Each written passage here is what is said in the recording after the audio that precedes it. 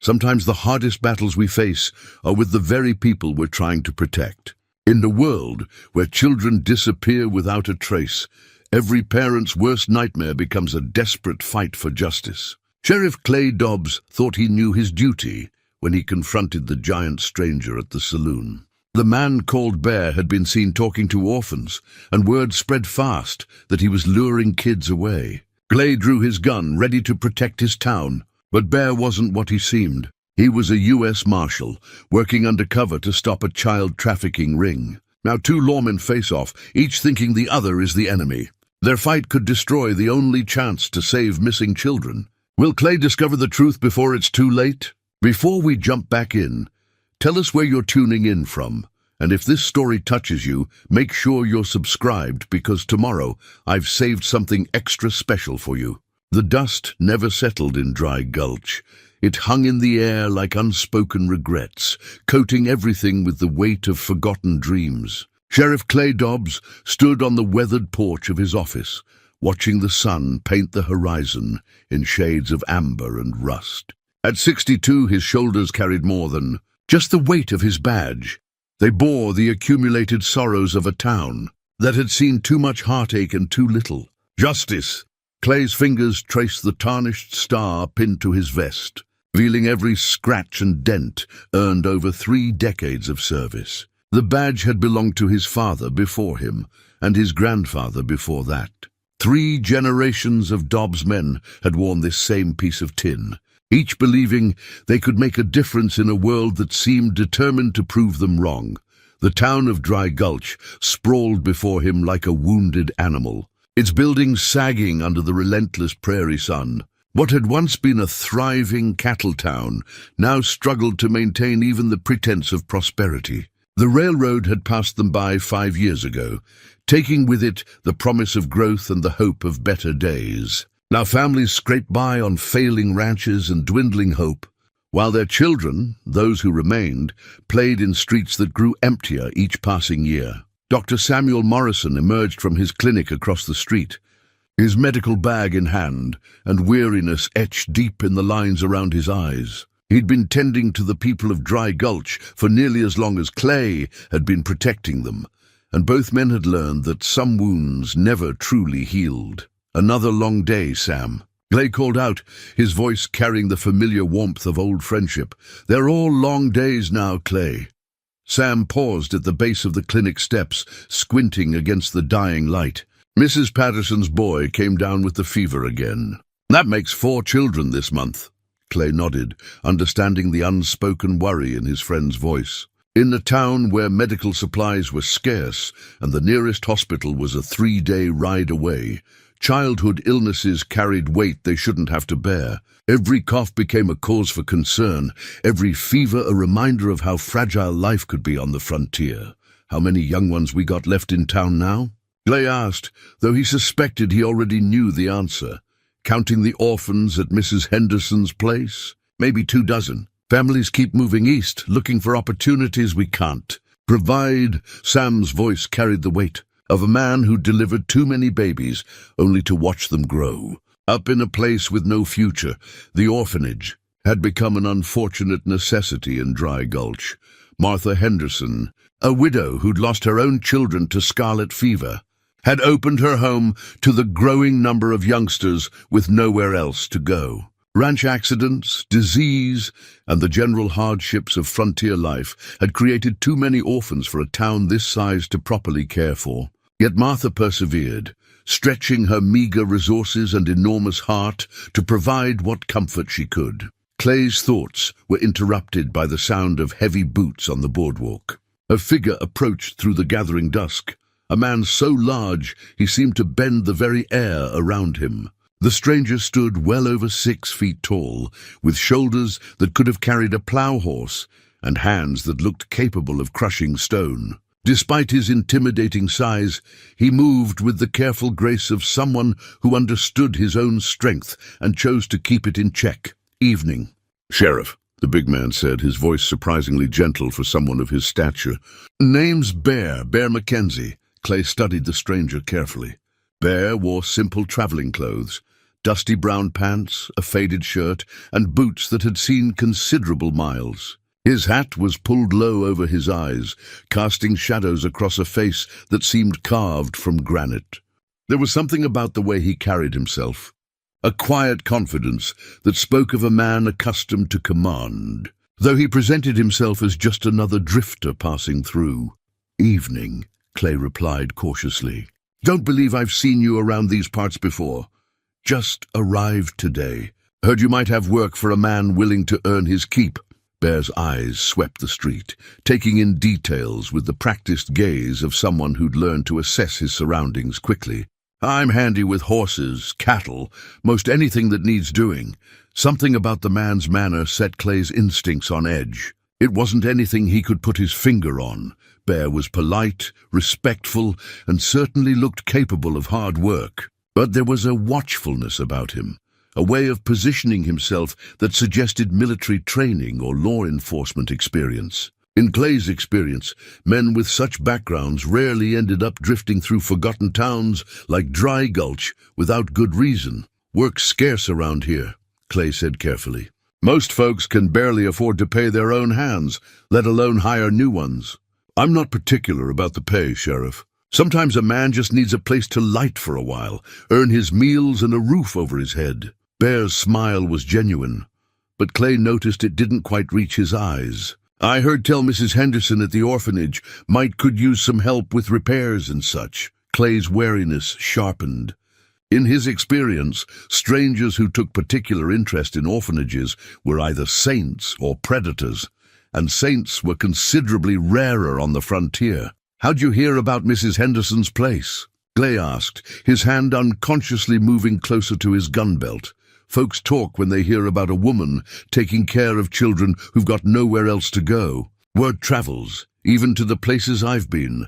Bear's expression remained open and friendly, but Clay caught a flicker of something, caution perhaps, or calculation. "Figured a man my size might be useful for heavy lifting, fixing things that need a strong back." Before Clay could respond, the batwing doors of the Dusty Rose Saloon creaked open, and Maggie O'Sullivan stepped onto the boardwalk. The Irish woman had been running the saloon since her husband's death 2 years prior, serving watered-down whiskey and overcooked meals to the town's remaining population. She was a handsome woman in her 40s, with graying red hair and eyes that missed nothing. "Evening, Sheriff, Dr. Morrison," she called out, then turned her attention to the newcomer.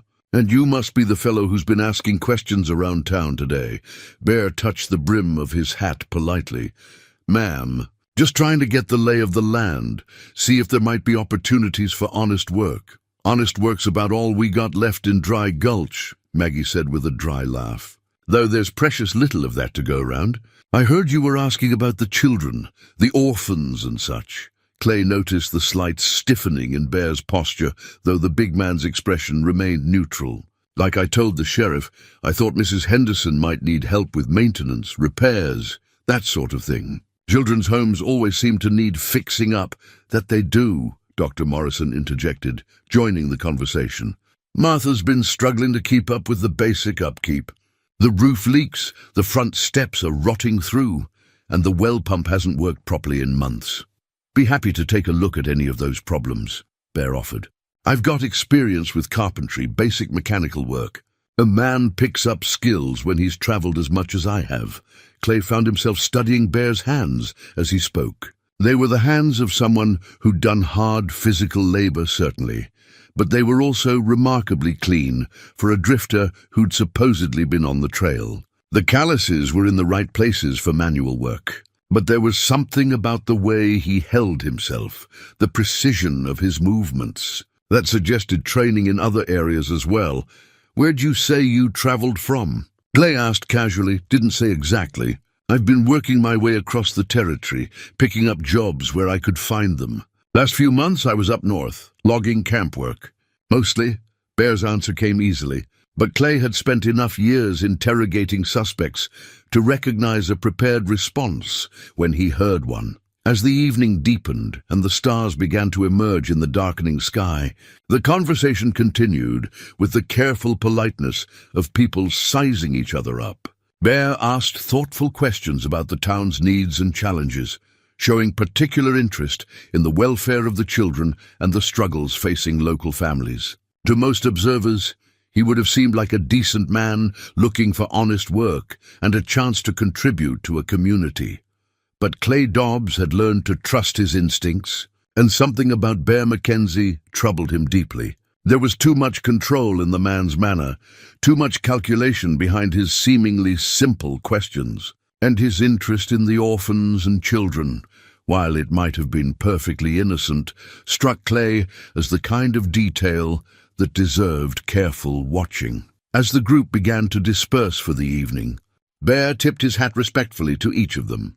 "Thank you for the welcome, folks. I expect I'll be seeing more of you in the days ahead." Clay watched the big man walk away, disappearing into the shadows between the buildings with surprising quietness for someone of his size. Something was building in Dry Gulch. He could feel it in his bones. After 30 years of keeping the peace, he'd learned to recognize the subtle signs that preceded trouble. The tarnished badge on his chest seemed to weigh heavier as he turned toward his office. Whatever Bear Mackenzie's true purpose in Dry Gulch might be, Clay intended to find out before it was too late. In a town where children were already vulnerable, he couldn't afford to take chances with their safety.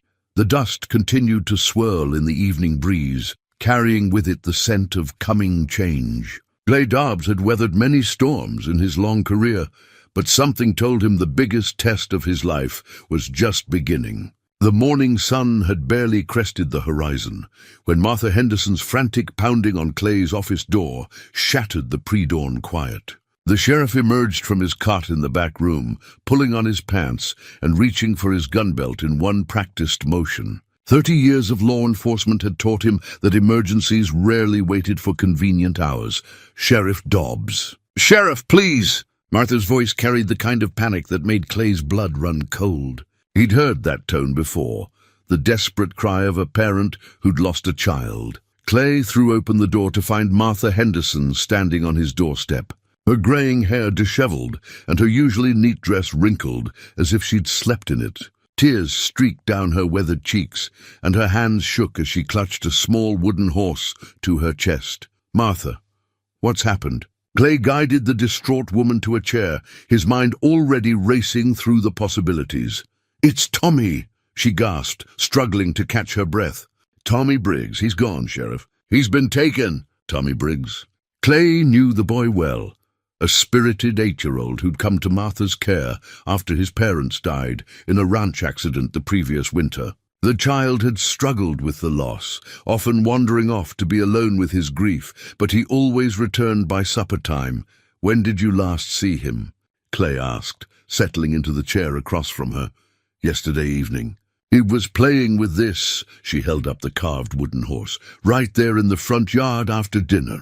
I went inside to tend to the baby. Couldn't have been more than 10 minutes. When I came back out to call the children in, Tommy was gone." Clay took the toy horse, examining it carefully. It was well made, the kind of carving that took skill and patience. The wood was smooth from handling, obviously a treasured possession. "Where did you find this?" "Out by the old oak tree, maybe 100 yards from the house." "Like he just dropped it and ran?" Martha's voice broke. "Sheriff, Tommy wouldn't have left that horse behind willingly. His daddy carved it for him before the accident. That boy carries it everywhere." A chill settled in Clay's stomach. Martha was right. Tommy Briggs would never abandon his father's gift, not unless something had forced him to. "Did anyone see him talking to strangers yesterday?" "Anyone new around the area?" Martha's face went pale. "That big fellow, Bear, I think you called him.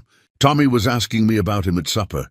Said the man had been asking questions about the children, wanting to know their names and ages." Clay's jaw tightened. His suspicions about Bear Mackenzie suddenly seemed far less like paranoia and far more like justified caution. "What kind of questions?" "Tommy said the man asked about children who didn't have parents, wanted to know if they were well cared for, if they ever got lonely." Martha's hands clenched into fists. "Oh, Sheriff, what if that man took him? What if Tommy's—" "Now hold on," Clay said firmly, though his own mind was racing down similar dark paths. "Let's not jump to conclusions. Tommy's wandered off before. Could be he got turned around, maybe took shelter somewhere when it got dark. But even as he spoke the words, Clay didn't believe them. The wooden horse told a different story, one of a child separated from his most precious possession under circumstances beyond his control. Within an hour, Clay had organized a search party. Dr. Morrison, Maggie O'Sullivan, and a dozen other townspeople spread out across the surrounding area, calling Tommy's name and searching every building, gully, and hiding spot they could think of. As the sun climbed higher and the search continued without success, the mood grew increasingly grim. It was Maggie who brought the news that confirmed Clay's worst fears. "Sheriff," she called out, approaching on horseback with her face flushed from hard riding. "I found tracks leading away from the Henderson place. 2 sets, small boots that could be Tommy's and larger ones alongside them." Clay mounted his horse and followed Maggie to the location. The tracks were clear in the soft earth near a creek bed, a child's footprints walking alongside those of a much larger person. What made Clay's heart sink was the spacing of the prints. Tommy's tracks showed the irregular pattern of someone being led rather than walking freely. "Trail heads north toward the old mining road," Maggie reported. "But it disappears once it hits the rocky ground up there, the mining road." Clay knew it well, a seldom-used track that wound through the hills toward abandoned gold claims and forgotten settlements. It was the perfect route for someone who wanted to avoid the main trails and prying eyes.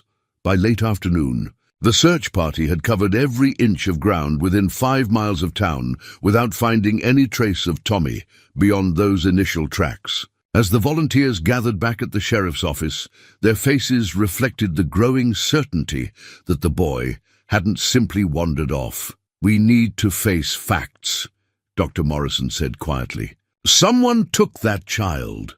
The murmur of agreement from the assembled townspeople carried an undertone of anger that Clay recognized as dangerous. Fear and helplessness had a way of transforming ordinary citizens into vigilantes. And vigilantes had a tendency to act first and ask questions later. "Now hold on. Everyone," Clay said, raising his hands for quiet. "I know we're all worried about Tommy, but we can't let emotion cloud our judgment. We need facts, not assumptions." "Facts," called out Jim Patterson, whose own son had fallen ill with fever. "Fact is, a stranger shows up asking about our children, and now one of them's missing. What more facts do we need?" A rumble of agreement swept through the crowd. Clay could see the mood shifting from concern to anger, and he knew he had to act quickly to prevent the situation from spiraling out of control. "I understand your concerns," he said firmly, "and I promise you I'm going to get to the bottom of this.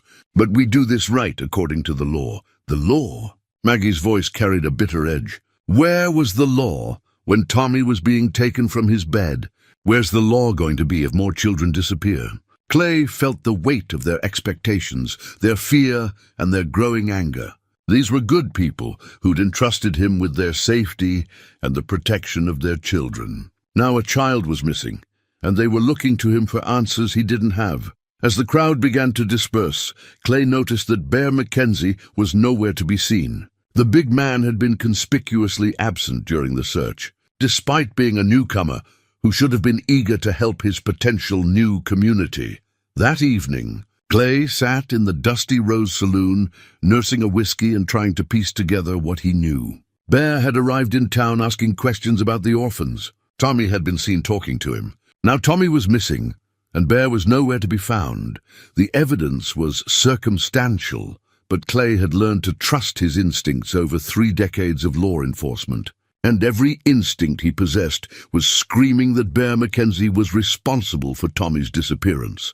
As if summoned by his thoughts, the saloon doors swung open, and Bear himself walked in. The big man moved to the bar, seemingly oblivious to the hostile stares from the other patrons. He ordered a beer and stood calmly drinking it, his massive frame casting a long shadow across the sawdust floor. Clay finished his whiskey and approached the bar, his hand resting casually on his gun butt. "Evening, Bear," he said, his voice carefully neutral. "Sheriff," Bear nodded politely. "Heard there was some excitement in town today. Hope everything's all right. Boy went missing from the orphanage. 8-year-old named Tommy Briggs. Clay watched Bear's face carefully for any reaction. That's terrible news. I hope you find him safe. Funny thing, some folks remember seeing you talking to the boy yesterday. Bear's expression didn't change, but Clay caught a slight tightening around his eyes. I spoke with several of the children.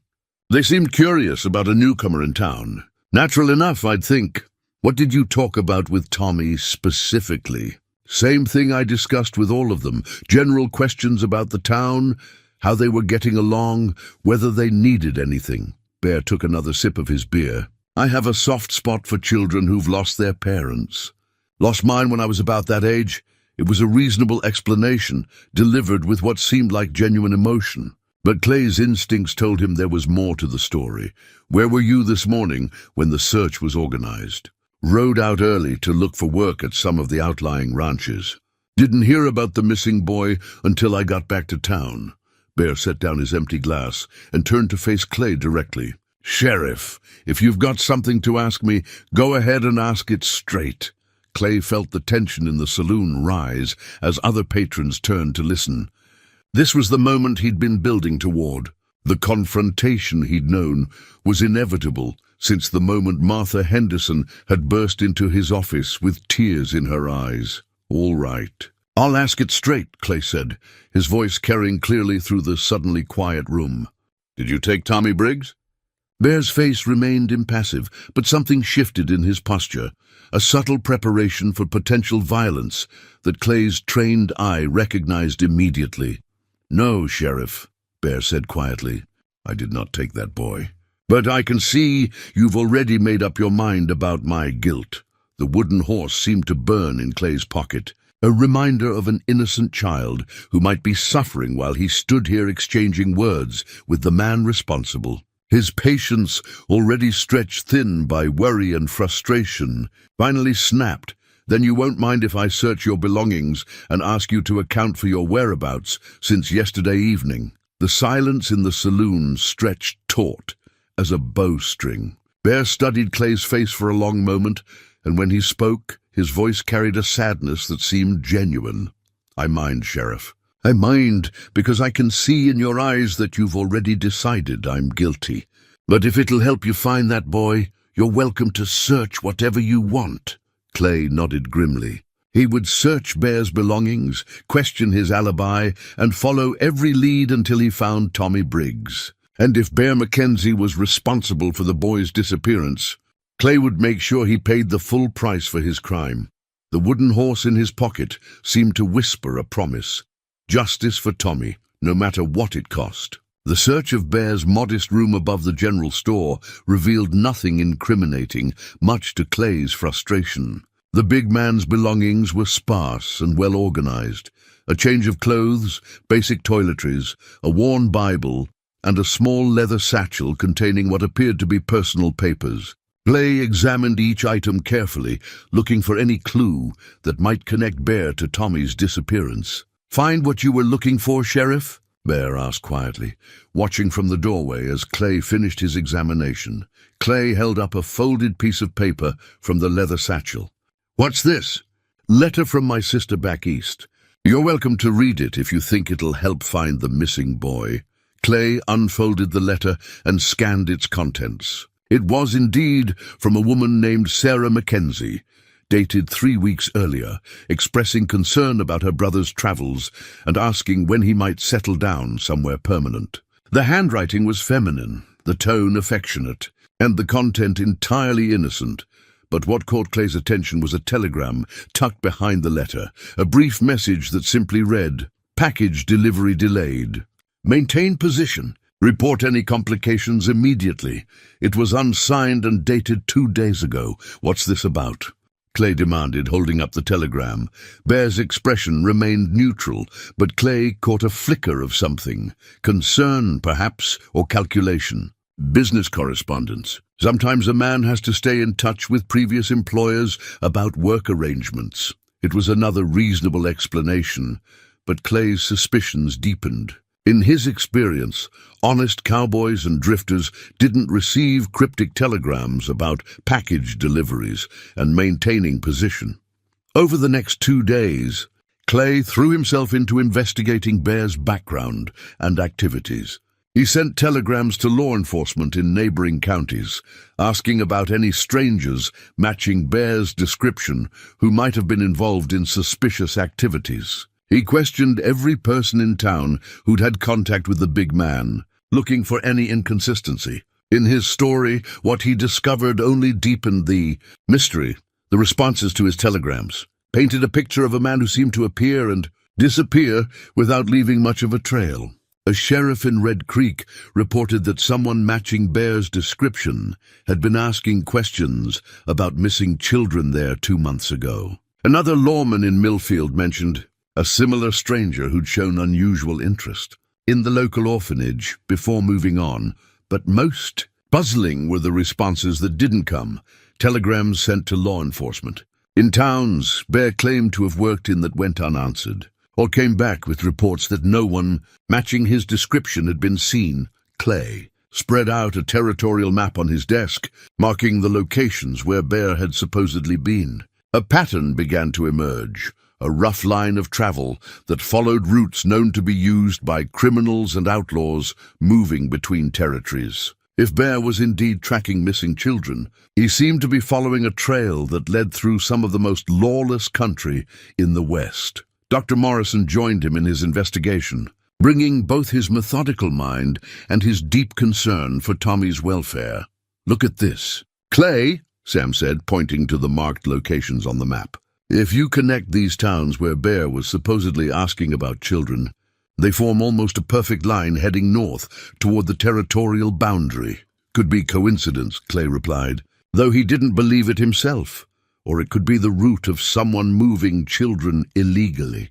"We both know there are people who prey on orphans and runaways, selling them to unscrupulous families who want cheap labor, or worse." The thought made Clay's stomach turn. Child trafficking was a reality on the frontier, though most decent people preferred not to acknowledge its existence. Isolated communities with limited law enforcement made easy targets for criminals who specialized in exploiting the most vulnerable. As Clay continued his investigation, he began to notice other disturbing patterns. Bear had an uncanny ability to be elsewhere whenever Clay wanted to question him further. The big man seemed to anticipate the sheriff's movements, always managing to be out of town on errands or working at distant ranches when Clay came, looking for him. More troubling were the reports from townspeople who'd observed Bear's behavior around other children. Mrs. Patterson mentioned seeing him talking quietly with her son near the schoolhouse, asking questions about the boy's family and living situation. The mill owner's widow reported that Bear had inquired about whether any local children ever went missing, and whether such disappearances were investigated thoroughly. Each incident, taken alone, might have seemed innocent, but together they painted a picture of a man with an unusually focused interest in the vulnerability of local children. On the third evening after Tommy's disappearance, Clay was reviewing his notes when a soft knock came at his office door. He opened it to find a small figure huddled in a worn coat. Sarah Jenkins, a 13-year-old who lived with her grandmother on the edge of town. "Sheriff Dobbs," she whispered, glancing nervously over her shoulder. "I need to tell you something about the big man, Bear." Clay ushered her inside and offered her a chair. Sarah was a thoughtful child, mature beyond her years, due to the hardships she'd faced after losing her parents to tuberculosis. "What about Bear, Sarah?" "He talked to me yesterday when I was walking home from helping grandmother at the store. He asked me if I ever felt lonely, if I ever wished I could go somewhere where people would take better care of me." Clay felt his pulse quicken. "What did you tell him?" "I said I was fine with grandmother, that she takes good care of me. But he kept asking questions. Whether grandmother was getting too old to look after me properly, whether I'd ever thought about what would happen if something happened to her." "Did he say anything else?" Sarah nodded, her young face grave with worry. "He said he knew people who helped children find better homes. Families who had more to offer than what they could get in a place like Dry Gulch. He said if I ever changed my mind, I should let him know." Clay's hands clenched into fists. The pattern was becoming clearer. Bear was systematically identifying vulnerable children and assessing their situations, looking for those who might be susceptible to promises of a better life elsewhere. Sarah, you did exactly the right thing by telling me this. I want you to promise me something. If Bear or anyone else approaches you again, you come find me immediately. And don't go anywhere alone until we sort this out. After Sarah left, Clay sat in the gathering darkness of his office, staring at the map and the accumulating evidence. Tommy Briggs had been missing for 3 days now, and every hour that passed reduced the chances of finding him alive and unharmed. The tarnished badge on Clay's chest seemed to weigh heavier with each passing moment. For 30 years, he'd worn it with pride, believing that justice and law were forces for good in a chaotic world. But now, faced with the disappearance of an innocent child and a criminal who seemed to stay one step ahead of his investigation, Clay began to question whether his years of experience would be enough. Somewhere out there, Tommy was either dead or in the hands of people who saw children as nothing more than commodities to be bought and sold. And somewhere in Dry Gulch, Bear McKenzie continued his careful charade, perhaps already selecting his next victim. Clay stood and checked his revolver, ensuring it was fully loaded. Tomorrow, he would confront Bear directly, armed with Sarah's testimony and his own mounting evidence. If the big man was responsible for Tommy's disappearance, Clay was prepared to use whatever force was necessary to bring him to justice. The wooden horse sat on his desk like an accusation, its carved features seeming to stare at him in the lamplight. Tommy's father had put love and hope into every detail of that toy, never imagining it would one day serve as evidence in his son's disappearance. Clay picked up the horse and held it gently, making a silent promise to the memory of a father's love and a missing boy's innocence. He would find Tommy Briggs, and he would make Bear McKenzie pay for whatever role he'd played in the child's fate. Justice might move slowly on the frontier, but it was still justice, and Clay Dobbs intended to see that it was served. Clay's confrontation with Bear came at dawn on the 4th day after Tommy's disappearance. The sheriff had positioned himself outside the general store, knowing that Bear typically emerged early to begin his daily routine of odd jobs around town. What Clay hadn't expected was to find Dr. Morrison already waiting, along with Jim Patterson and 2 other concerned fathers. "Gentlemen," Clay said quietly, "I appreciate your concern, but this needs to be handled according to law." "The law hasn't brought Tommy back," Patterson replied grimly. "Maybe it's time we took matters into our own hands." Clay could see the dangerous mood brewing among the men. Fear for their children had transformed them from peaceful townspeople into a potential lynch mob, and he knew that once violence started, it would be nearly impossible to control. Bear emerged from the general store at his usual time, carrying a toolbox and apparently heading for another day of repair work around town. He stopped when he saw the group of men waiting for him, his massive frame tensing slightly as he assessed the situation. "Morning, Sheriff," Bear said calmly. "Gentlemen, we need to talk," Clay said, his hand resting on his gun butt. "About Tommy Briggs and your activities in this town. I've told you everything I know about the missing boy. Have you?" Clay pulled out a small notebook where he'd recorded his findings. "Because I've been doing some checking, and your story doesn't add up." Bear's expression remained neutral, but Clay caught the subtle shift in his posture, a readiness for action that confirmed his suspicions about the man's background. "Red Creek. Millfield Broken Arrow," Clay continued, reading from his notes. 3 towns where someone matching your description was asking questions about missing children. Care to explain that? I've traveled through a lot of towns, Sheriff. Sometimes I ask about local problems because I like to know what kind of place I might be settling in. And the telegram? Clay produced the cryptic message he'd found among Bear's belongings. "Package delivery delayed. Maintain position." "What kind of package were you expecting?" For the first time, Bear hesitated slightly before answering. "Like I told you, correspondence about previous work arrangements." Patterson stepped forward aggressively. "You're lying. My boy told me you asked him about his family. whether his mother and I treated him well, whether he ever wanted to live somewhere else. I asked several children about their situations, Bear replied carefully.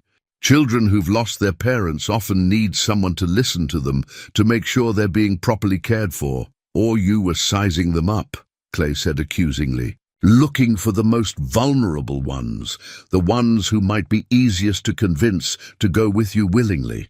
The tension in the street was becoming palpable.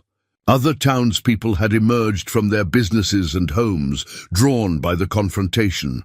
Clay could see Martha Henderson watching anxiously from the orphanage steps. Her remaining children clustered behind her. "Sheriff," Bear said quietly, "I think you're making a mistake.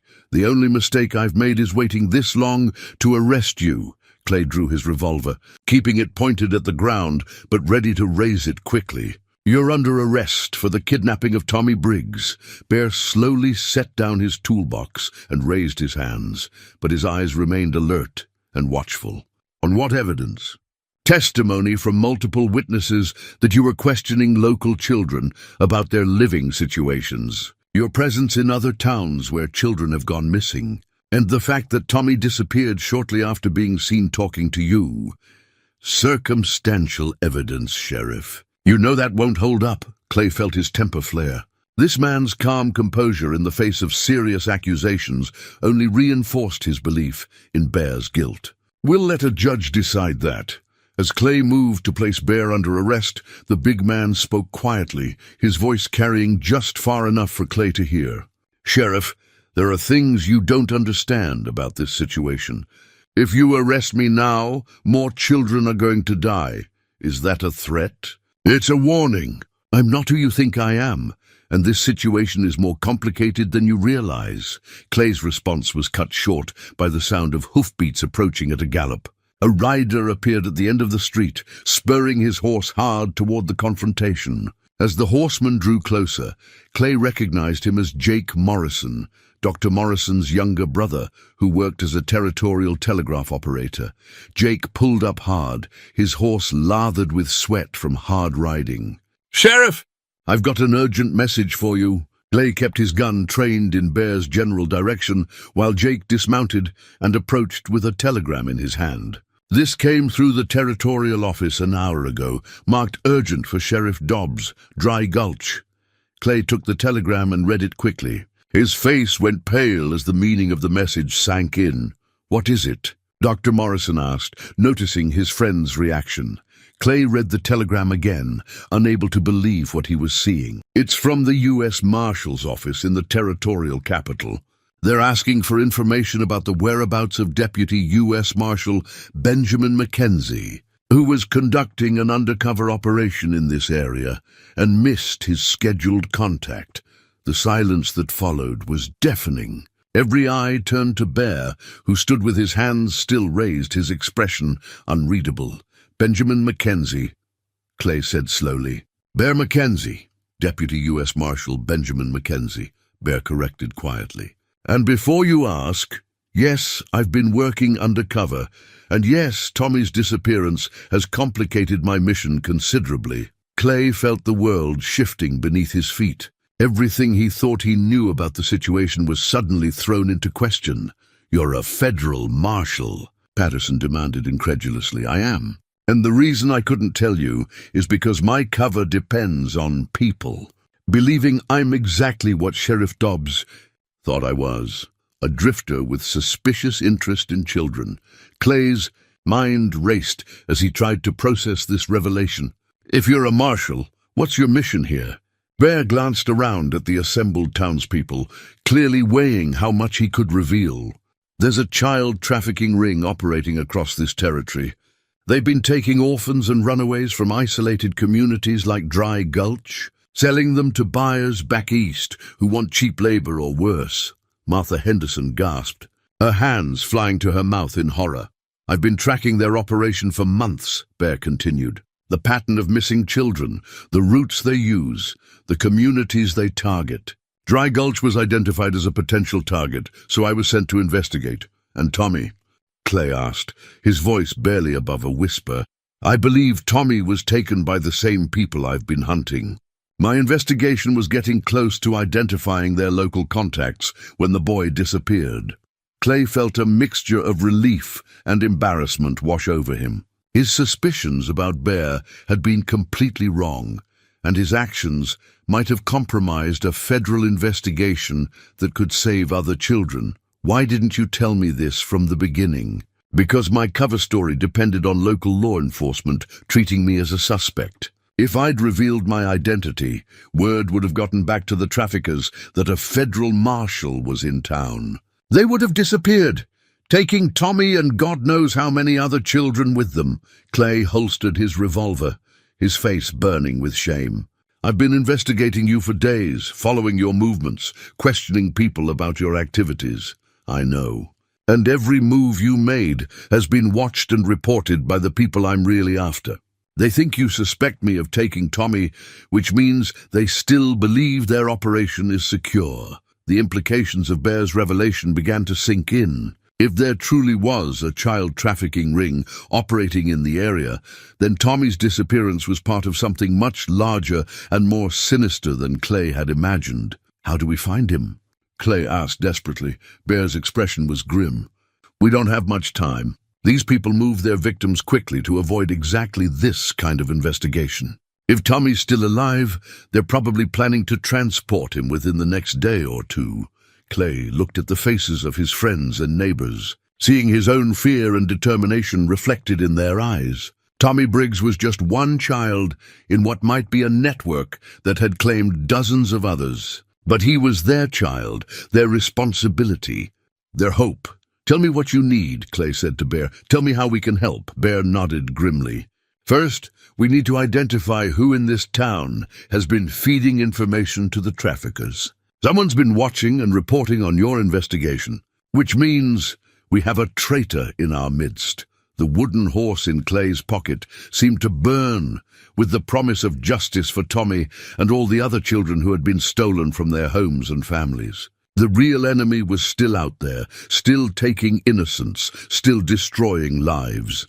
But now, at least, Clay knew who he was really fighting. The revelation that Bear was a federal marshal transformed everything, but it also created new and dangerous complications. Clay found himself working alongside the man he'd spent days trying to arrest, while knowing that somewhere in their midst was a traitor who'd been reporting their every move to child traffickers. Bear led Clay and Dr. Morrison to a secluded spot behind the abandoned mill, where he could speak freely without fear of being overheard.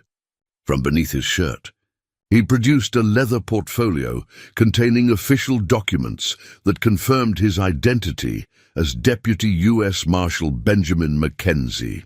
I've been tracking this trafficking ring for 8 months, Bear explained, spreading out a detailed map marked with locations across 3 territories. They specialize in taking children from isolated communities, orphans, runaways, kids whose disappearances might not be investigated too thoroughly. Clay studied the map with growing horror. Red X marks indicated towns where children had vanished, forming a network that stretched across hundreds of miles of frontier territory. How many children are we talking about? Dr. Morrison asked quietly. At least 30 that we know of. Probably more. Bear's voice carried the weight of months spent documenting human suffering. They moved them east through a series of way stations, eventually selling them to buyers who want cheap labor for factories, farms, or worse. Clay's finger traced the marked locations on the map. These are all small towns, places where law enforcement is limited. Exactly. They avoid county seats, territorial capitals, anywhere with established federal presence. They look for communities that are struggling, where a child's disappearance might be seen as just another tragedy of frontier life. And someone here has been helping them, Clay said grimly. Bear nodded. My investigation was getting close to identifying their local contact when Tommy disappeared. Whoever it is knew I was asking questions about the children, and they decided to grab Tommy before I could expose their operation. The implications were staggering. Someone Clay had known and trusted for years was involved in the kidnapping and sale of children. The betrayal felt personal, like a violation of everything he'd spent his career protecting. How do we identify the traitor? Dr. Morrison asked. By watching who reacts to information I'm about to share, Bear replied. I'm going to let it be known that I found evidence pointing to Tommy's location. If our contact is still in place, they'll warn their associates. And we can track the warning. Over the next day, Bear carefully spread different pieces of false information to different people, creating a web of misinformation that would allow him to trace any leaks back to their source. He told Martha Henderson that he'd found tracks leading toward the old mining camps. He mentioned to Maggie O'Sullivan that he'd received information suggesting Tommy had been taken south toward the railroad. To Jim Patterson, he confided that territorial marshals were planning a raid on suspected hideouts to the east. Clay watched with growing admiration as Bear orchestrated this complex deception. The big man's apparent simplicity masked a sophisticated understanding of criminal investigation and human psychology. Every casual conversation, every seemingly offhand comment, was part of a carefully constructed trap. The results came faster than expected. On the second evening after Bear's identity had been revealed, Clay was patrolling the town's perimeter when he noticed unusual activity near the old telegraph station. Jake Morrison, Dr. Morrison's brother, was sending messages well past his normal working hours, and he seemed unusually nervous when Clay approached. Working late tonight, Jake. Just catching up on backlogged messages, Sheriff. You know how it is. Telegraph traffic's been heavy lately with all the concern about missing children. Clay studied the younger Morrison's face carefully. Jake was sweating despite the cool evening air, and his hands shook slightly as he worked the telegraph key. What kind of messages? Oh, the usual. People asking about their relatives. Business correspondence, that sort of thing. But Clay could see that Jake's message pad contained multiple coded transmissions, all sent to the same destination, a telegraph office in Broken Arrow, one of the towns marked on Bear's map as a known trafficking way station. Clay's heart sank as the realization hit him. Jake Morrison, the brother of his oldest friend, was the traitor they'd been searching for. Jake, Clay said quietly, I need you to come with me. Jake's face went pale, and his hand moved toward a gun hidden beneath his desk. But Clay was faster, his years of experience allowing him to draw and aim before the younger man could complete his reach. Don't make this worse than it already is. Son, Jake's shoulders slumped in defeat. How did you know? You just sent coded messages to Broken Arrow, the same town where 3 children disappeared last month. Clay marched Jake to his office, where Bear was waiting with Dr. Morrison. The older Morrison's face crumbled when he saw his brother in custody. Sam, I'm sorry, Clay said softly. Jake's been feeding information to the trafficking ring. Dr. Morrison stared at his brother in disbelief. Jake, is this true? Jake couldn't meet his brother's eyes. They said they were just moving children to better homes, families that could provide for them properly. They said the kids would be better off. Better off? Bear's voice carried controlled fury. Jake, these children are being sold into slavery. They're being beaten, starved, forced to work in conditions that would kill grown men. I didn't know, Jake whispered. They told me it was a legitimate adoption service. You knew enough to use codes and send messages to known criminal contacts, Clay pointed out grimly. What did you tell them about our investigation? Jake's confession painted a picture of systematic betrayal stretching back months. He'd been reporting on Clay's activities, Bear's movements, and the concerns of local families. Every step of Clay's investigation into Bear had been transmitted to the trafficking ring, convincing them that their operation remained secure. They paid me $50 for each report, Jake admitted, his voice barely audible. Sam's been struggling with medical bills for Mrs. Patterson's boy, and you thought you'd help by selling information about kidnapped children. Dr. Morrison's voice cracked with pain and anger. Bear leaned forward intently. Jake, where is Tommy Briggs? I don't know the exact location. They never tell me specifics. But I sent word that the sheriff suspected you, so they moved him to what they call the Northern Station. How much time do we have? Clay asked urgently. They usually move children out of the territory within a week of taking them. Tommy's been gone 4 days, so 3 days, Bear said grimly. Maybe less. Clay felt time pressing down on him like a physical weight. Somewhere out there, Tommy was being held by people who saw him as nothing more than merchandise. And thanks to Jake's betrayal, the traffickers believed they were safe from investigation, but they had also gained crucial information. The northern station could only refer to one of several abandoned mining camps in the hills north of Dry Gulch. It was a starting point at least. Bear stood and checked his hidden sidearm. "Sheriff, I need to ask something of you that goes against every instinct you have as a lawman." "What?" "I need you to let me go after Tommy alone. If we ride out together, and if there are other informants we haven't identified, they'll know something's wrong. But if I go alone, they might still believe I'm running from your investigation." Clay's immediate reaction was to refuse. After 30 years of law enforcement, the idea of letting someone else handle a rescue operation in his jurisdiction felt like abandoning his duty. "Bear, Tommy's my responsibility. This whole town is my responsibility, I know. But I've been trained for this kind of work, and my cover identity might be the only thing that gets me close enough to help that boy." Dr. Morrison looked up from where he sat with his head in his hands, devastated by his brother's betrayal. "Clay, if Marshal Mackenzie thinks he has a better chance of saving Tommy alone, maybe we should listen to him." Clay studied Bear's face, seeing the determination and competence that had been hidden beneath the cover story of a simple drifter. The man had successfully maintained an undercover identity for months while tracking dangerous criminals across multiple territories. Perhaps he was right about having the best chance of success. "What do you need from me?" "Keep investigating me publicly. Make it look like you're still convinced I took Tommy. If anyone else is feeding information to the traffickers, they need to believe you haven't figured out the truth." It went against every principle Clay held dear as a lawman, but he could see the logic in Bear's strategy. Tommy's life might depend on the traffickers continuing to believe their operation was secure. "How will you find the northern station?" Bear pulled out his map and pointed to 3 locations in the hills north of town. "Abandoned mining camps here, here, and here. All of them have been used as way stations before. I'll check each one until I find Tommy, and if you don't come back, then you'll know where to start looking for both of us." Clay made his decision.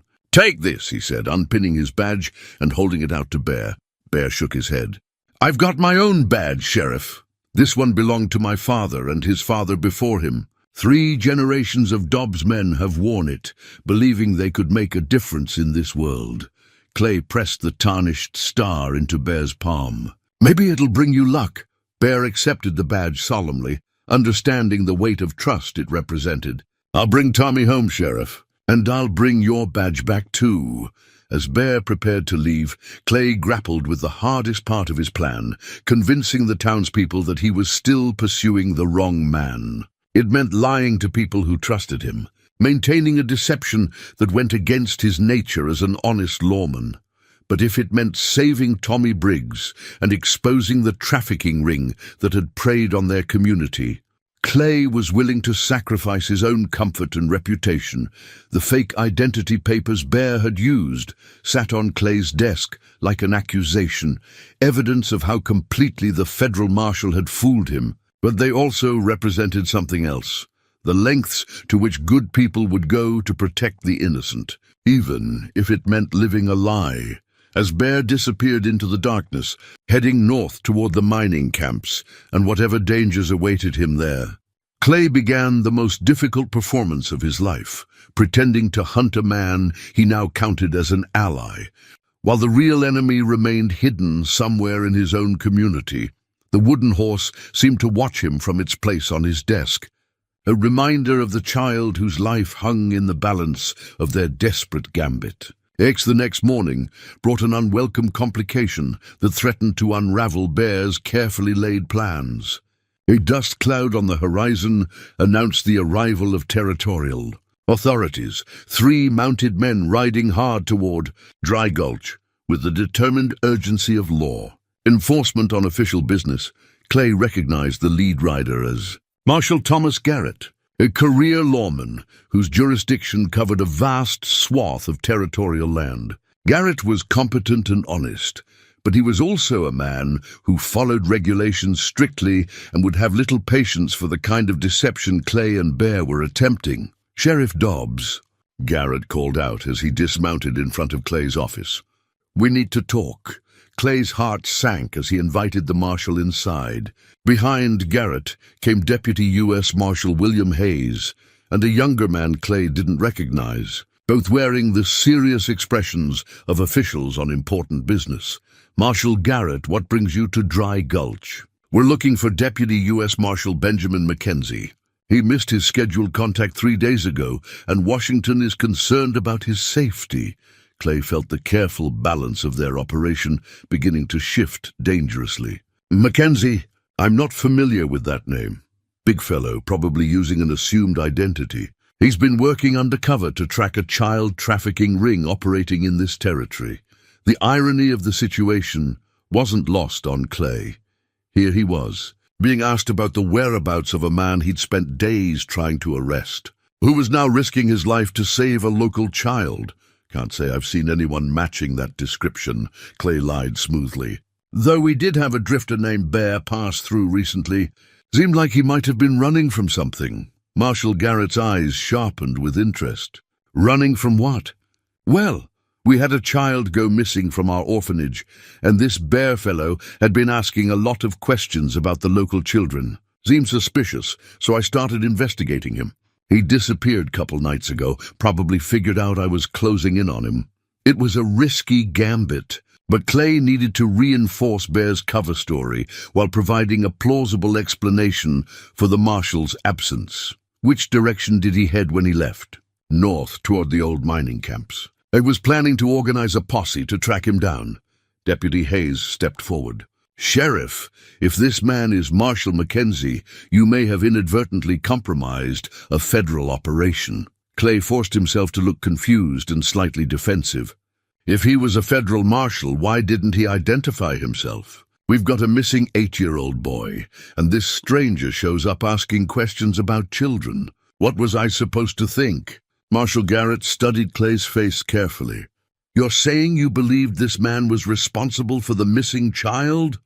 "The evidence certainly pointed that way. He arrived in town just before Tommy disappeared. He'd been seen talking to the boy, and he had no verifiable background or explanation for his presence here. It was a reasonable explanation, and Clay could see that the territorial marshal was beginning to accept it. But the situation remained dangerous. If Garrett decided to pursue Bear into the mining camps, he could interfere with the rescue operation at a critical moment.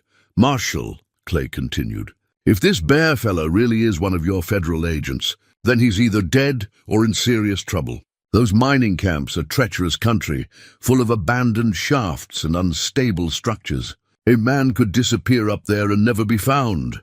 Garrett exchanged glances with his deputies. "We need to find him one way or another. If he's Marshal McKenzie, he has vital information about the trafficking ring.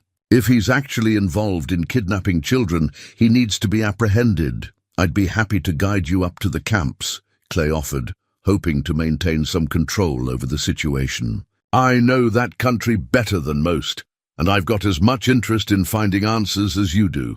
As they prepared to leave, Dr. Morrison approached the group with obvious distress written on his face. "Sheriff, I need to speak with you privately." Clay excused himself and walked with Sam toward his medical clinic, leaving the territorial officers to prepare their horses. "Clay, my brother wants to make a deal," Sam said quietly. "He's terrified about what's going to happen to him, and he's offering to provide information about the trafficking ring in exchange for leniency." "What kind of information?" "Names, locations, methods they use to move children.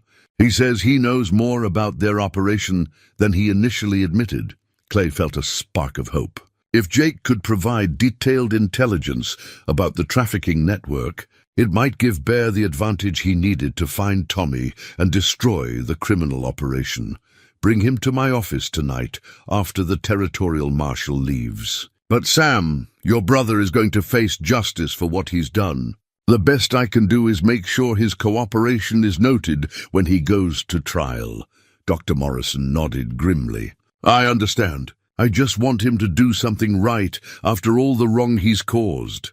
The ride to the mining camps proved to be an exercise in carefully managed deception. Clay guided Marshal Garrett and his deputies toward the areas where Bear was least likely to be conducting his search, hoping to buy the federal marshal time to find Tommy without interference. The abandoned mining camps were scattered across miles of rough hill country, connected by trails that had been carved by prospectors decades earlier. Many of the sites contained dangerous open shafts and unstable buildings, making them perfect hideouts for criminals who needed to stay hidden from law enforcement. At the first camp they searched, a collection of rotting buildings surrounding a played-out gold claim, they found recent signs of occupation. Footprints in the dust, cold ashes from a recent fire, and scraps of food indicated that someone had been using the site as a temporary shelter. "Could be your missing Marshal," Deputy Hayes observed. "Examining the tracks, could be anyone," Clay replied carefully. "Outlaws, drifters, even legitimate prospectors still work some of these claims." But as they moved from camp to camp, Clay began to worry that they might actually encounter Bear during his own search. The federal marshal had a 3-day head start, but he was also conducting a methodical investigation that might bring him into contact with the territorial officers at exactly the wrong moment. As the afternoon wore on, their search proved fruitless. They found evidence of recent human activity at several locations, but nothing conclusive that pointed to Bear's whereabouts or Tommy's location. "We'll make camp here tonight and continue searching tomorrow," Marshal Garrett announced as they reached a relatively intact mining settlement as evening approached. Clay's concern deepened. A prolonged search by territorial authorities would make Bear's mission exponentially more difficult and dangerous. He needed to find a way to convince Garrett to abandon the search, or at least redirect it away from the areas where Tommy was most likely being held. That evening, as they sat around their campfire, Clay made his move. "Marshal, I've been thinking about this situation," he began carefully. "If Bear really is your missing federal agent, and if he's been tracking this trafficking ring for months, then he probably knows these hills better than we do. He could stay hidden from us indefinitely if he wants to. What's your point, Sheriff?" "My point is that maybe we're approaching this wrong. Instead of trying to find him up here, maybe we should be looking at the people who've been helping the traffickers. My investigation turned up evidence of local collaboration. Someone in Dry Gulch has been feeding information to the criminals." It wasn't entirely a lie. Jake's betrayal had indeed revealed the existence of a local support network for the trafficking ring. Marshal Garrett's interest sharpened immediately. "What kind of evidence?" "Coded telegraph messages, unusual travel patterns, people with access to information about missing children who shouldn't have that access." Clay was walking a careful line between truth and deception, using real evidence to support his fabricated narrative. "You think this local collaborator might know where your missing boy is? I think they might know a lot more than that. And I think they're back in Dry Gulch, not hiding in these hills." Marshal Garrett stared into the fire for a long moment, weighing Clay's words. "All right, Sheriff. We'll head back to town tomorrow and focus on this local connection. But I want it understood. If Marshal Mackenzie is alive and operating in this area, finding him is a federal priority." Clay nodded agreement, while inwardly hoping that Bear was already closing in on Tommy's location. Time was running out, and the arrival of territorial authorities had complicated an already dangerous situation. Somewhere in these hills, a federal marshal was risking his life to save a kidnapped child. And back in Dry Gulch, a web of betrayal and corruption was waiting to be exposed. The wooden horse in Clay's pocket seemed to pulse with the rhythm of his heartbeat, a constant reminder that Tommy's life hung in the balance of their desperate gamble with deception and truth. The return to Dry Gulch brought an urgency that Clay hadn't felt since his early days as a lawman. Marshal Garrett's decision to focus on the local conspiracy meant that time was running critically short, not just for Tommy, but for Bear's entire mission. If the territorial authorities uncovered the truth about the federal marshal's identity before the rescue operation was complete, it could destroy months of careful investigation.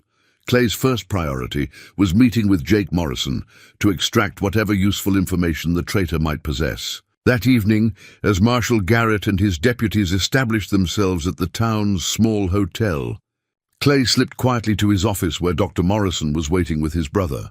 Jake looked haggard and defeated, the weight of his betrayal having aged him years in just a few days. His hands shook as he spread out a collection of papers and telegraph messages on Clay's desk. "This is everything I kept," Jake said quietly. "Names, locations, message codes, all of it." Clay studied the documents with growing amazement. The trafficking operation was far more extensive and sophisticated than he had imagined. Names of contacts in a dozen towns, coded references to shipments and delivery schedules, and detailed information about law enforcement capabilities in various communities. "Jake, how did you get involved with these people?" "They approached me about 6 months ago.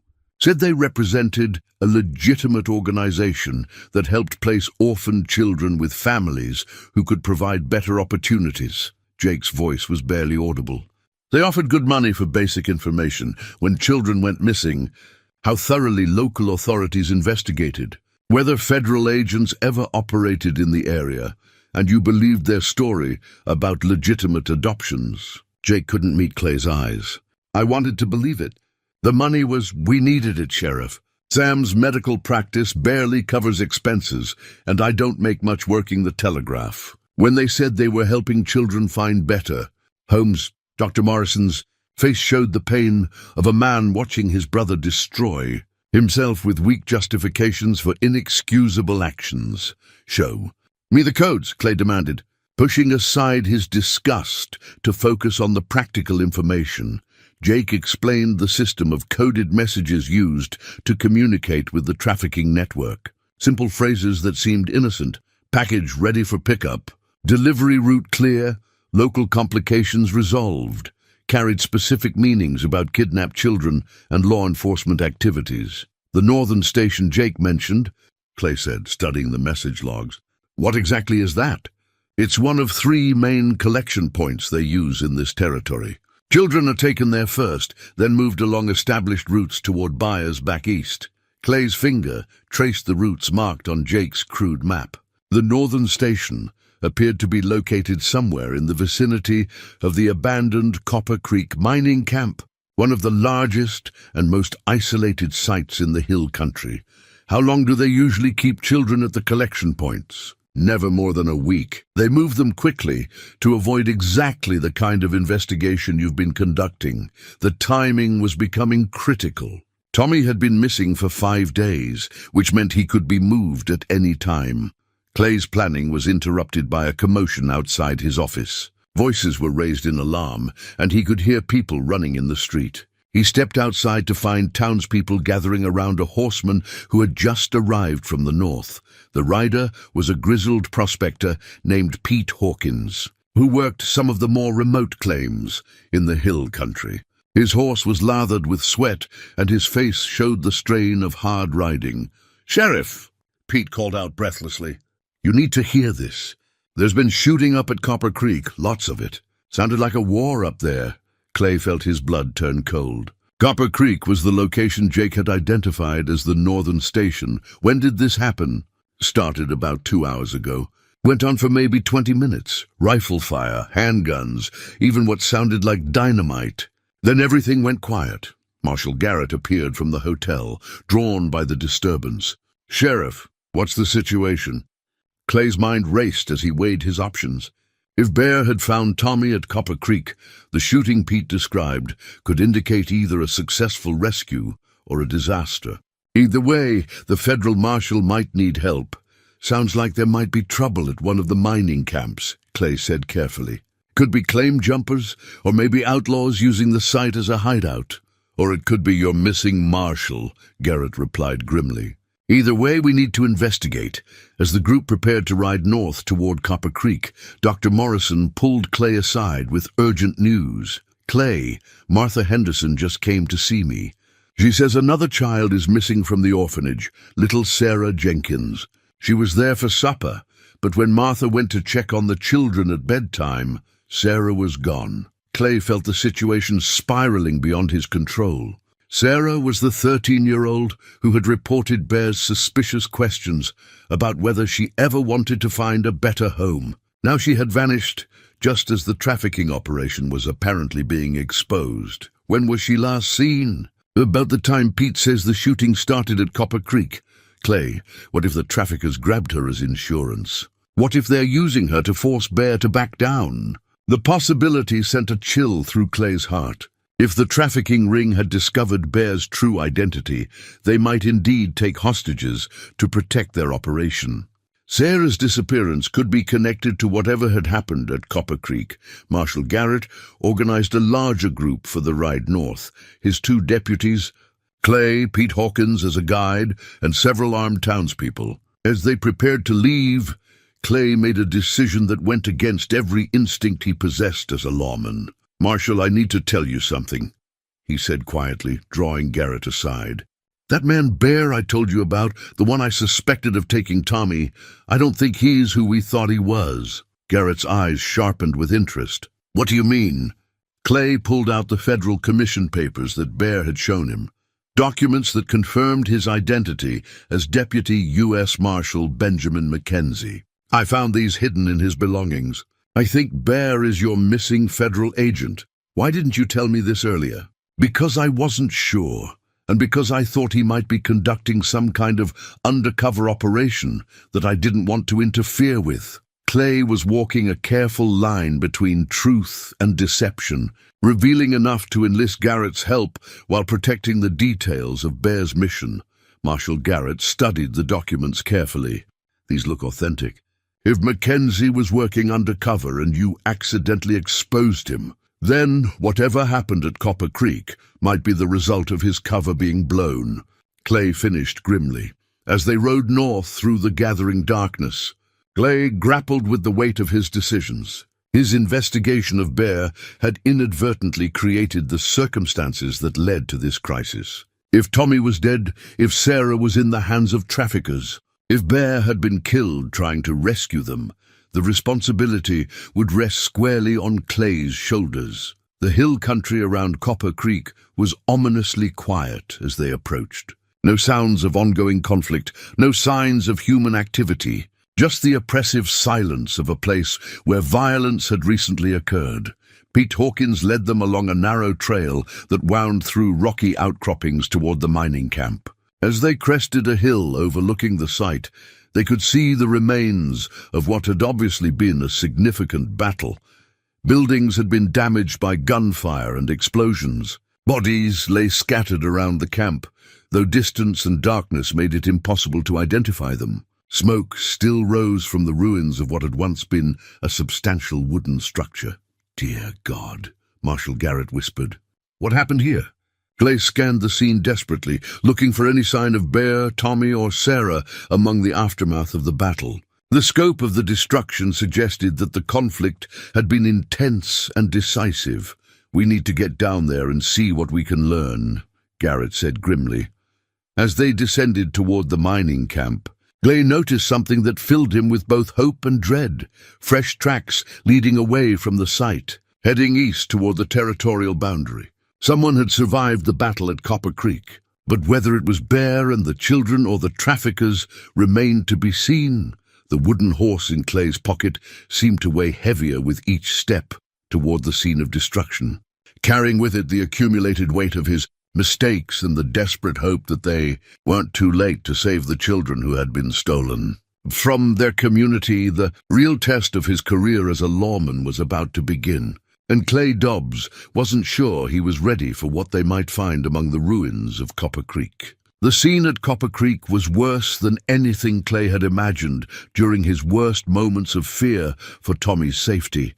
6 bodies lay scattered around the mining camp, all of them adults, all of them bearing the kind of weapons and rough clothing that marked them as professional criminals rather than honest miners or drifters. Marshal Garrett knelt beside one of the bodies, examining the man's belongings with the practiced efficiency of an experienced lawman. "This one's got nearly $300 in cash and a railroad ticket to Chicago dated for tomorrow." These weren't prospectors.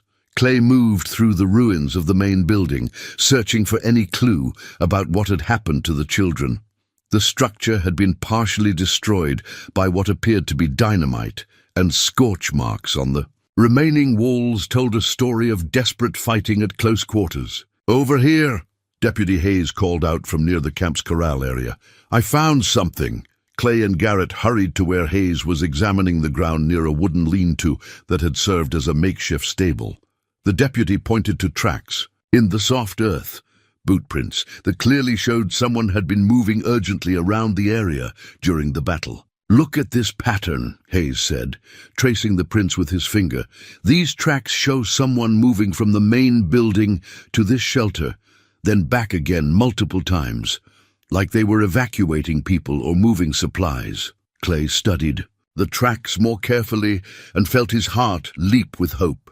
Among the adult boot prints were smaller impressions, the kind that might be made by children's shoes. "Marshal, I think the children were here, and I think someone got them out during the fighting." Garrett nodded grimly. "The question is whether it was the traffickers relocating their prisoners or someone else rescuing them." Pete Hawkins, who had been examining the perimeter of the camp, returned with news that added urgency to their investigation. "Tracks leading east toward Devil's Canyon. Looks like a group of riders, maybe 4 or 5 horses moving fast." Devil's Canyon was treacherous country, a maze of narrow passages and blind turns that could easily become a death trap for anyone unfamiliar with the terrain. But it also led toward the territorial boundary, where criminals might hope to escape the jurisdiction of local law enforcement. "How old are those tracks?" Clay asked. "Fresh, maybe 2-3 hours at most." The timing aligned with Pete's report of the battle ending. Someone had fled Copper Creek immediately after the fighting concluded, taking what appeared to be children with them. Clay made a decision that went against his every instinct as a cautious lawman. "Marshal, we need to follow those tracks immediately.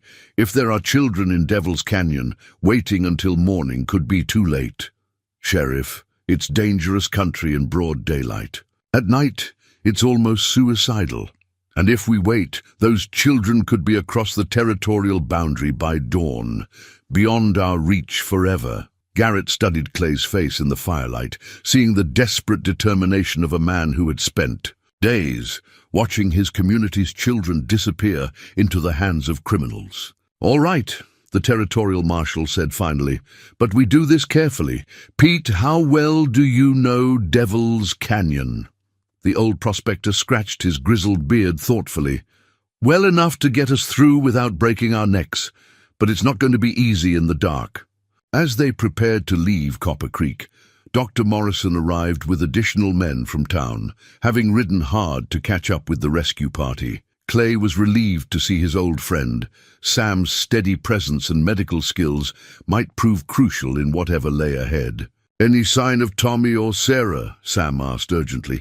"Tracks leading toward Devil's Canyon that might include children," Clay replied. "But we won't know for sure until we follow them." Dr. Morrison nodded grimly and checked his medical bag. "I brought supplies in case anyone's been hurt." The ride toward Devil's Canyon took them through some of the most challenging terrain in the territory. Narrow trails wound between towering rock formations, with sheer drops on one side and unstable cliff faces on the other. Pete Hawkins guided them carefully, using his intimate knowledge of the country to avoid the worst hazards. As they rode, Clay found himself thinking about the battle they'd left behind at Copper Creek.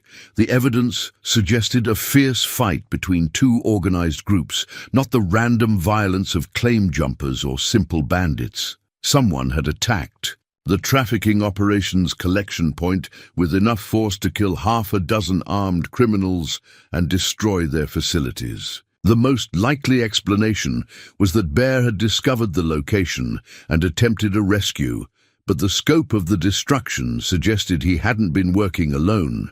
Federal marshals sometimes operated in teams when dealing with major criminal operations, which meant Bear might have backup that Clay and the others hadn't been aware of. The thought gave Clay hope. If Bear was working with other federal agents, Tommy and Sarah's chances of survival improved dramatically. Their progress through Devil's Canyon was slow and nerve-wracking. Pete navigated by moonlight and long familiarity with the terrain, stopping frequently to examine tracks and ensure they were still following the right trail.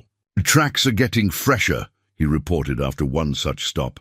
"We're gaining on them." Clay felt his pulse quicken. They were close now, close to answers, close to the children, close to either rescue or tragedy. As they rounded a bend in the canyon, Pete suddenly raised his hand for silence. In the distance, they could see the faint glow of a campfire flickering against the canyon walls. "That's them," Marshal Garrett whispered.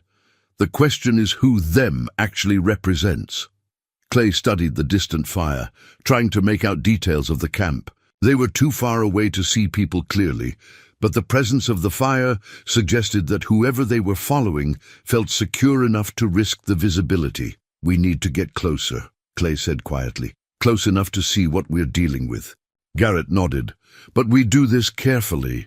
If there are children in that camp, we can't risk a gunfight that might get them killed." They dismounted and approached on foot, leaving their horses with one of the deputies while the rest of the group moved carefully through the rocky terrain toward the campfire. Clay's heart pounded as they drew closer, knowing that the next few minutes would determine the fate of Tommy, Sarah, and possibly other children who had been taken by the trafficking ring. As they reached a position where they could observe the camp clearly, Clay felt a surge of emotion that nearly overwhelmed him. Around the campfire, he could see a familiar massive figure tending to what appeared to be several children.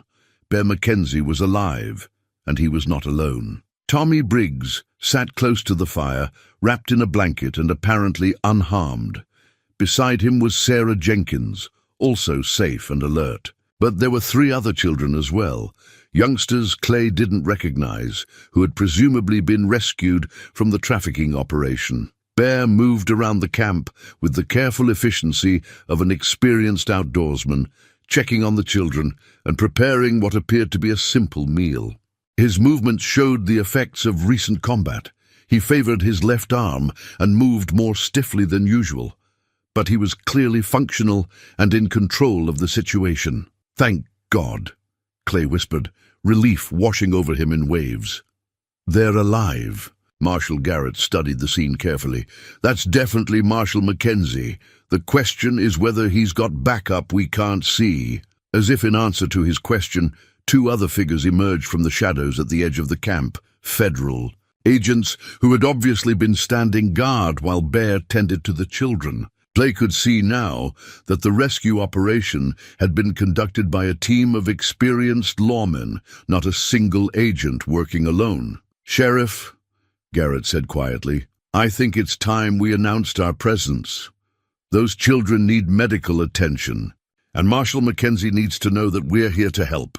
Clay nodded, but as he prepared to reveal their position, he caught sight of something that made his blood run cold.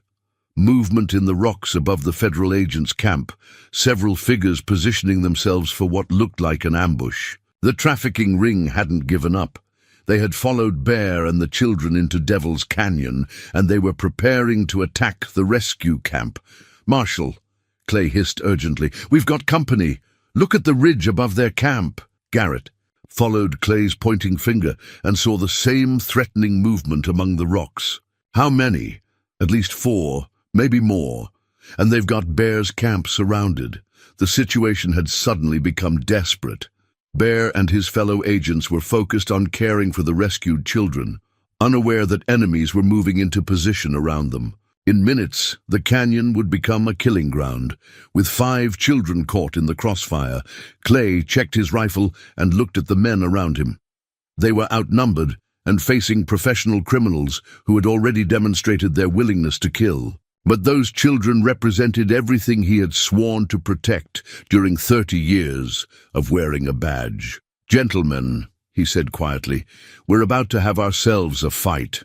Clay's whistle cut through the night air, 3 sharp blasts that Bear would recognize as a warning signal. The federal marshal's head snapped up immediately, his hand moving to his sidearm as he scanned the darkness around their camp. The children sensed the sudden tension and huddled closer to the fire. Tommy clutched his wooden horse, which Bear had somehow recovered during the rescue, while Sarah gathered the younger children protectively around her. "Company coming," Clay shouted, his voice echoing off the canyon walls. "Above you on the ridge." The traffickers' ambush dissolved into chaos as their element of surprise vanished. Muzzle flashes erupted from the rocks above as they opened fire on Bear's position, their bullets sparking off stone and sending fragments flying around the rescue camp. Bear moved with the trained efficiency of a combat veteran, scooping up the nearest child and diving for cover behind a fallen log. His fellow agents, Clay could see there were two of them, immediately began returning fire while moving to protect the other children. "Stay down!" Clay yelled to his own group as he lined up his rifle on one of the muzzle flashes above. The crack of his shot was followed by a cry of pain and the sound of someone tumbling down the rocky slope. Marshal Garrett and his deputies spread out along the canyon floor, using whatever cover they could find to engage the traffickers from below. The canyon became a deadly crossfire, with gunshots echoing off the walls in a deafening cacophony. Clay spotted movement on the far side of the camp and realized the traffickers had split their forces, some attacking from above while others moved in from ground level to flank Bear's position. "They're coming from the east," he called out, swinging his rifle toward the new threat. A figure darted between the rocks, trying to reach the children's position. Clay's shot took the man in the shoulder, spinning him around and sending his rifle clattering across the stone floor of the canyon. Bear had managed to get all 5 children behind the protective barrier of fallen logs and boulders that formed a natural fortification. Clay could see him moving among them, checking for injuries, while his fellow agents maintained defensive fire against the attackers above. Dr. Morrison had taken position behind a large rock and was using his hunting rifle to devastating effect. Sam might have been a healer by profession, but years of frontier life had made him an excellent marksman when the situation demanded it. Pete Hawkins surprised everyone by producing a shotgun from his saddlebags and using his intimate knowledge of the canyon's layout to outflank one group of traffickers. The old prospector moved through the rocks with surprising agility, getting close enough to use his shotgun's devastating close-range power. The battle was turning in their favor, but Clay could see that the traffickers weren't giving up easily. These were desperate men who faced prison or death if captured, and they fought with the viciousness of cornered animals. One of the traffickers managed to work his way around to Bear's flank, coming dangerously close to the children's hiding place. Clay saw the threat developing and broke cover, running across open ground to intercept the criminal. The trafficker turned his rifle toward Clay, just as the sheriff's tackle took him around the waist. They went down hard on the rocky ground, struggling for control of the weapon. Clay's years of experience gave him the advantage in close combat, and he managed to wrest the rifle away and deliver a blow that left his opponent unconscious. "Sheriff!" Tommy's voice called out from behind the logs. "Sheriff, we're all right." The sound of the boy's voice filled Clay with fierce joy. Tommy was alive, alert, and apparently unharmed, despite his ordeal. "Stay down, son," Clay called back. "We'll have you home soon." The gunfire was beginning to slacken as the superior numbers and positioning of the rescue force took their toll on the traffickers. Clay could see bodies among the rocks above, and the return fire was becoming sporadic and poorly aimed. Bear emerged from behind his defensive position, moving with purposeful intent toward where the heaviest firing had been coming from. Despite his injuries from the earlier battle at Copper Creek, the federal marshal moved with the deadly grace of a seasoned warrior. Clay watched in admiration as Bear systematically cleared the remaining traffickers from their positions, using a combination of tactical skill and sheer physical intimidation to end the threat to the children. Within minutes, the canyon fell silent, except for the echoing aftermath of gunshots and the quiet voices of the children asking if it was safe to come out. Clay stood up slowly, his rifle ready but no longer needed. Around the canyon floor and on the ridges above, the bodies of the traffickers who had terrorized frontier communities for months lay still. "Is everyone all right?" Marshal Garrett called out. Bear emerged fully from his defensive position, carrying little Sarah Jenkins in his arms, while the other children followed close behind him. "Children are safe," he reported. "Some cuts and bruises, but nothing serious." Clay felt tears of relief blur his vision as Tommy ran toward him, still clutching his wooden horse. The boy threw his arms around the sheriff's waist, and Clay held him tightly, feeling the weight of responsibility and fear finally lifting from his shoulders. "I knew you'd find me, Sheriff," Tommy said quietly. "I told the other kids you would."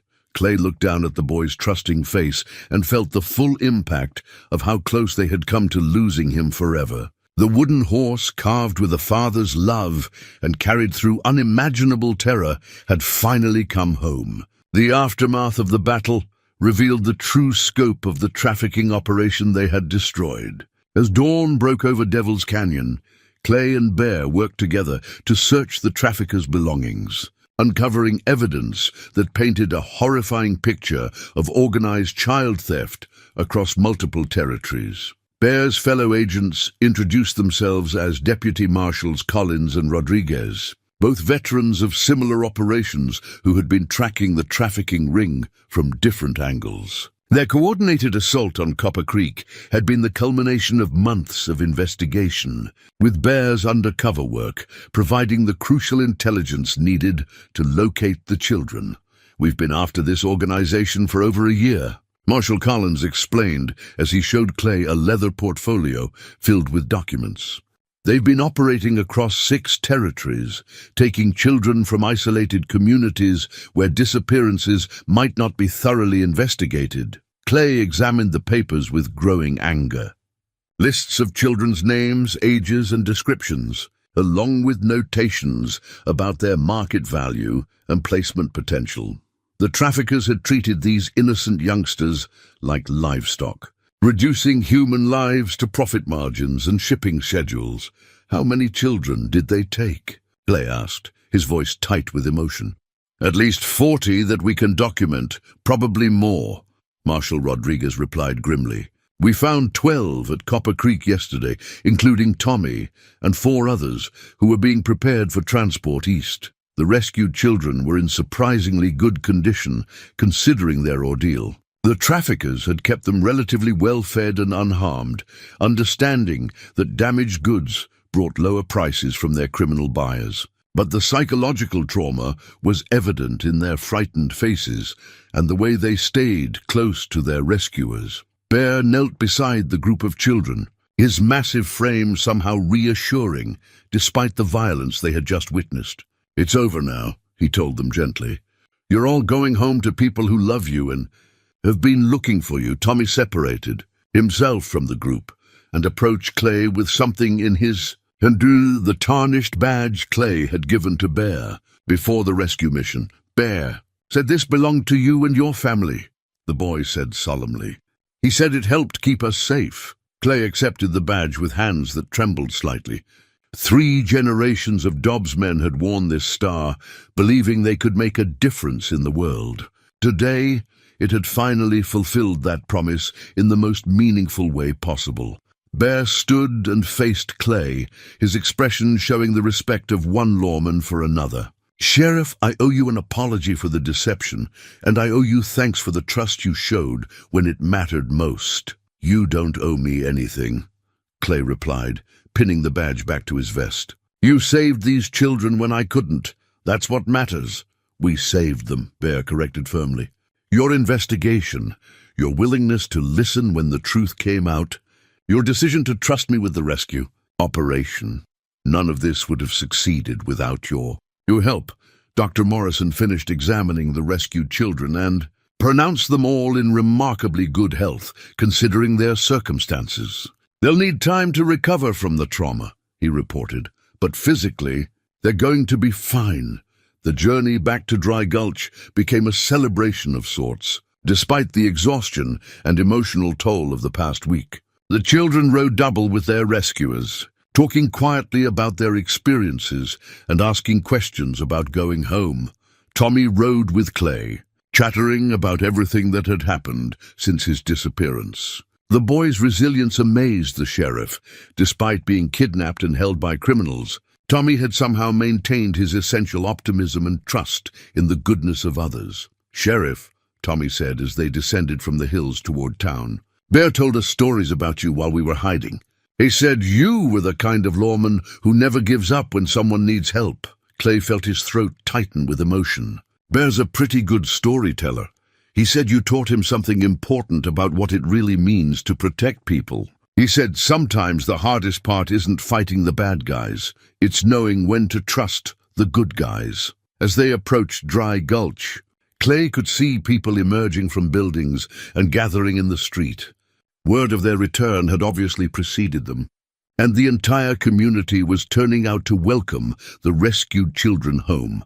Martha Henderson stood in front of the orphanage with tears streaming down her face, her arms open wide to receive the children who had been stolen from her care. Other families who had lost youngsters to the trafficking ring gathered around, hardly daring to believe that their nightmare might finally be over. Bear pulled his horse alongside Clay's as they entered the town. "Sheriff, I've got an offer to make you." "What kind of offer?" "The Territorial Marshal Service could use a man with your experience and judgment. These trafficking rings are going to keep operating as long as there are isolated communities without adequate law enforcement." Clay considered the proposition as he watched the joyful reunions taking place around them. After 30 years of local law enforcement, the idea of expanding his reach to help protect children across the entire territory was appealing. But as he looked at the faces of his friends and neighbors, at the community that had trusted him with their safety for 3 decades, Clay knew where his true duty lay. "Thanks for the offer, Bear. But I think I'll stay right here in Dry Gulch. These folks still need someone to look after them." Bear smiled and extended his hand. "Then how about a deputy marshal commission? You could work both jobs, local sheriff and federal deputy, helping coordinate investigations across territorial boundaries."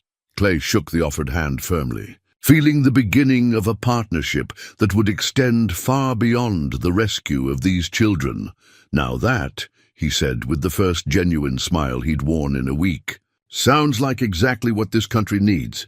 3 months after the battle in Devil's Canyon, Dry Gulch had transformed into something Clay hardly recognized. The dusty, forgotten town that had been slowly dying now bustled with activity and hope.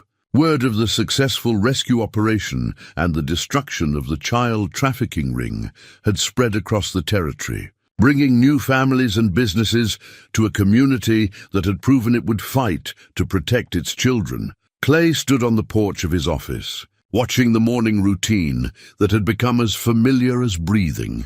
Martha Henderson walked past with a group of children from the orphanage, all of them healthy, happy, and safe.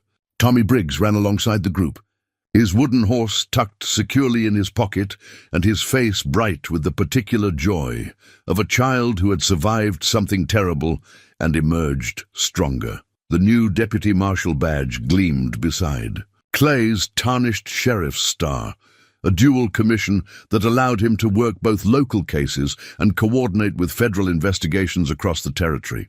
It was exactly the kind of challenge he'd needed after 30 years of routine law enforcement, giving him a sense of purpose that stretched far beyond the boundaries of his small town.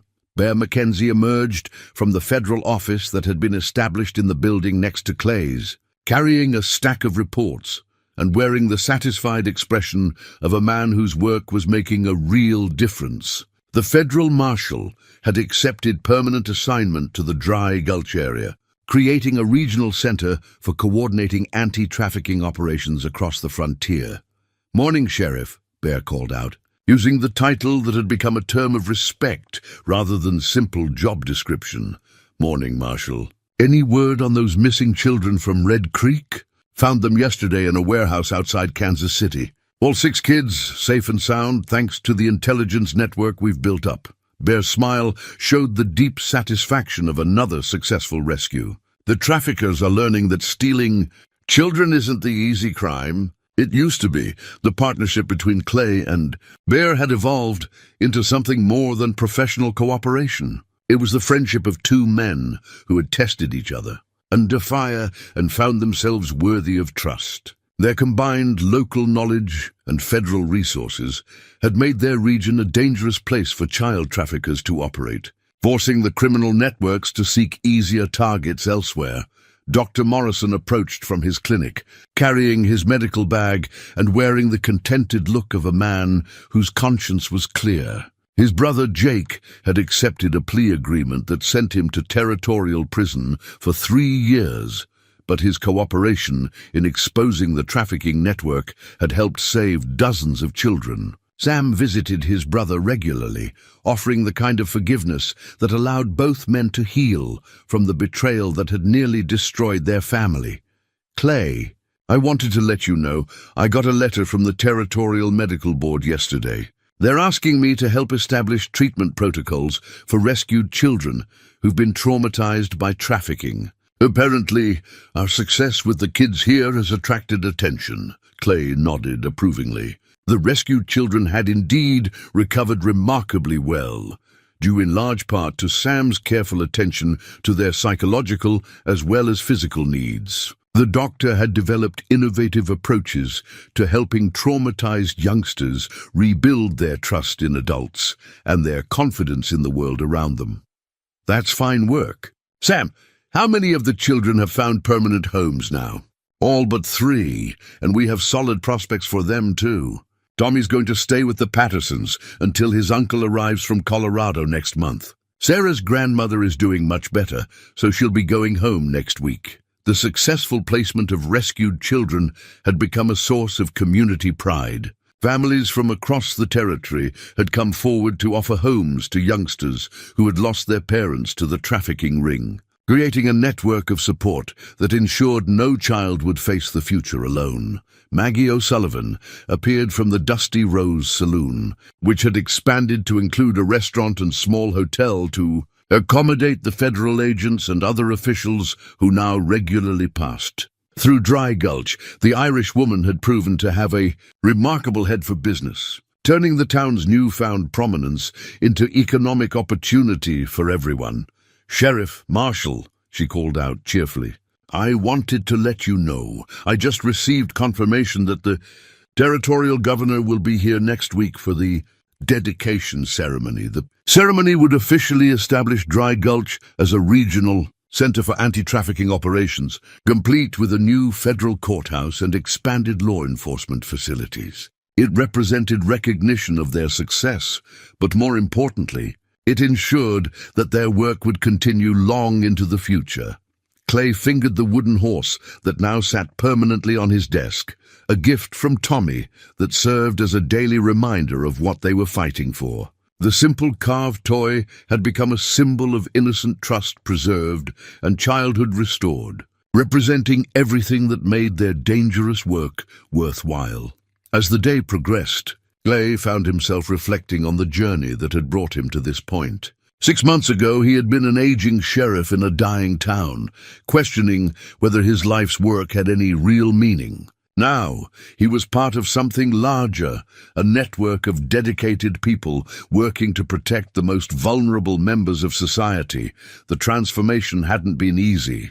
Clay still carried the weight of his initial misjudgment of Bear, the guilt of nearly compromising a federal investigation through his suspicions and accusations. But Bear had helped him understand that mistakes were part of the learning process, that even experienced lawmen could grow and adapt when faced with new challenges. As evening approached and the last light of day painted the buildings of Dry Gulch in warm golden tones, Clay walked through the town that had become his life's greatest achievement. Children played safely in the streets, their laughter echoing off buildings that now housed hope instead of despair. Families gathered for supper around tables where empty chairs had once marked the absence of stolen youngsters. The community had not only survived its greatest crisis, it had emerged stronger and more determined than ever.